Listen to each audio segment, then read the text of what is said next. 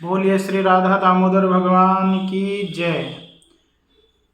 कल द्वितीय अध्याय में हमने सुना था कि भगवान श्री कृष्ण अपनी धर्म पत्नी सत्यभामा को बताते हैं कि किस प्रकार गुणवती ने इतनी तपस्या करते कार्तिक महात्म्य और एकादशी का व्रत करते हुए दूसरे जन्म में सत्यभामा हुई और भगवान श्री कृष्ण को अपने पति के रूप में प्राप्त किया।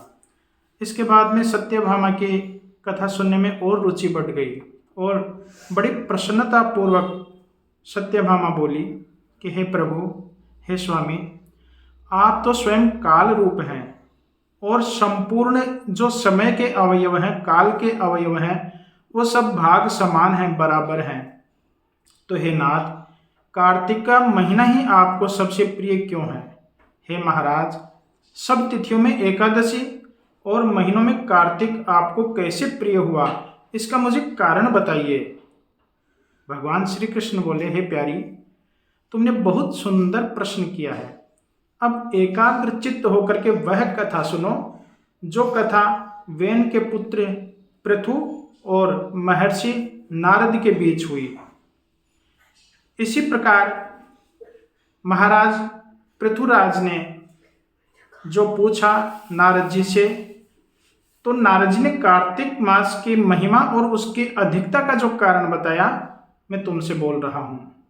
नारद जी बोले कि हे पृथु, पहले शंख नाम का एक असुर जो समुद्र का पुत्र हुआ, उसने तीनों लोकों में इतना सामर्थ्यवान हुआ कि बहुत ही अपनी ताकत के द्वारा उस असुर ने स्वर्ग में देवताओं का तिरस्कार किया और देवताओं को, लोकपालों को जीतकर वहां अपना अधिकार जमा लिया और देवताओं को वहां से भगा दिया। उसके भय से कांपते हुए देवता सुमेरु पर्वत की गुफा में जाकर अपने परिवार के सहित, अपने बच्चों के सहित कई वर्षों तक निवास करने लगे, लेकिन देवता कमजोर नहीं हुए। जब दैत्य ने इस प्रकार का विचार किया कि मैंने यहाँ से उनको भगा दिया, उसके बाद में भी वो इतने ताकतवर क्यों हैं, तो उसने पता लगाया, तो वह जान गया कि यह सब वेद मंत्रों की ताकत है और वेद मंत्रों के सहारे देवता बहुत ही बलवान हैं। तो उस दैत्य ने एक योजना बनाकर, उस समय भगवान विष्णु अपने सुतुप्त अवस्था में थे, अर्थात सोए हुए थे।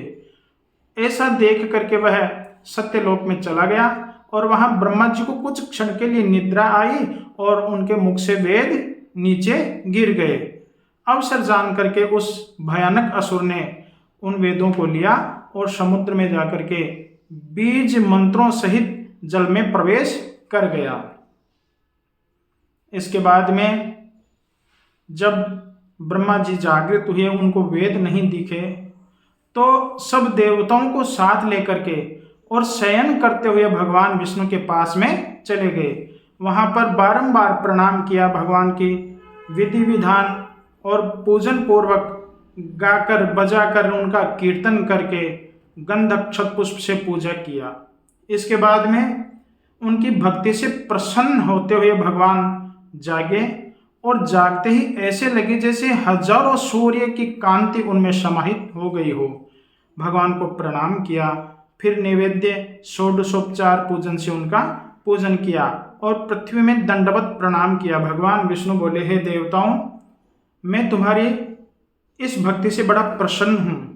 मैं तुम्हारी मनोवांछित सब कामों को प्रदान करूंगा और आज कार्तिक शुक्ल पक्ष एकादशी को जो तुम लोगों ने मुझे जगाया है, यह एकादशी हरि प्रबोधिनी नाम से कहलाएगी और इस एकादशी को पहर भर भी रात्रि रहने से प्रातः काल तक जो मनुष्य नृत्य गीत वाद्य यंत्रों के द्वारा संकीर्तन करके मंगल नित्य जो तुम्हारे समान करेंगे, वो मुझे बहुत प्रसन्न करने वाले होंगे और मैं उनकी मनोकामना भी पूर्ण करूंगा।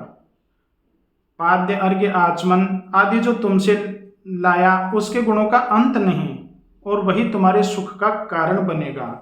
अब तुम चिंता मत करो, शंखासुर के द्वारा जो वेद को हरण किया गया है, मैं शंखासुर को मार करके और वेद तुम्हें प्रदान कर दूंगा। आज से लेकर प्रतिवर्ष मंत्र बीज सहित ये सब वेद कार्तिक के महीने भर सदा जल में विश्राम करते हैं। जल के मध्य में जाने वाला मैं भी मछली का रूप धारण करूंगा और हे मुनीश्वरों समेत आप सब यहाँ से प्रस्थान करो। इस प्रकार भगवान ने कहा। और नारद जी कहते हैं कि हे पृथु, इस लोक में जो श्रेष्ठ मनुष्य प्रातःकाल स्नान करते हैं वे सब यज्ञांत स्नान के फल को निसंदेह प्राप्त कर लेते हैं। जो मनुष्य कार्तिक के महीने में भली भांति सदा व्रत करते हैं, हे देवराज इंद्र, वे देहांत समय तुमसे मेरे लोक में पहुंचने योग्य हैं। भगवान ने यमराज से कहा कि हे यम, तुमको उनकी विघ्नों से भली भांति सदा रक्षित करनी चाहिए, और हे वरुण, तुमको उनको पुत्र पौत्र और संतान समृद्ध करना चाहिए। कुबेर जी को कहा कि हे धनाध्यक्ष कुबेर, जो इस प्रकार कार्तिक महात्म्य, कार्तिक स्नान और एकादशी करता है, मेरी आज्ञा से उनके सदा धन की वृद्धि करनी चाहिए। इससे मेरे रूप को धारण करने वाले साक्षात जीवन मुक्त हो जाते हैं।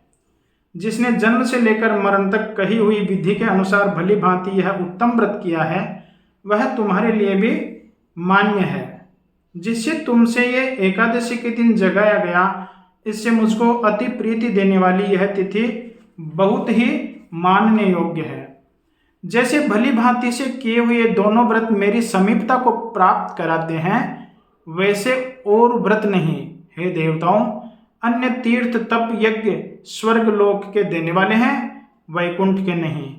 बोलिए श्री राधा दामोदर भगवान की, सत्यव्रत भगवान की जय हो।